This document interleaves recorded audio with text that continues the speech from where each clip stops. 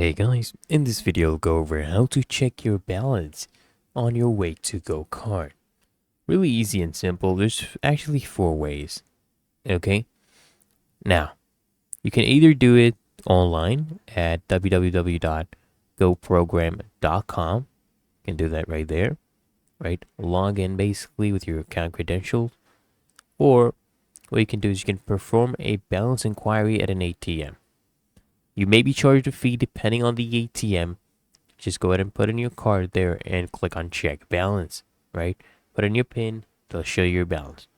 Or you can call their number right here.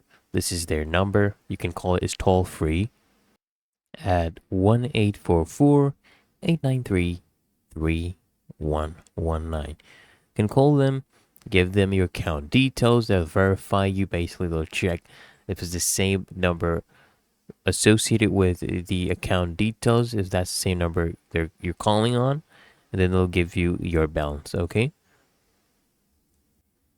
and it's really that easy and simple. So I hope this guide provided value to you, and if it did, consider smashing that like button as well as subscribing to frequently asked questions, and I'll see you guys in the next one.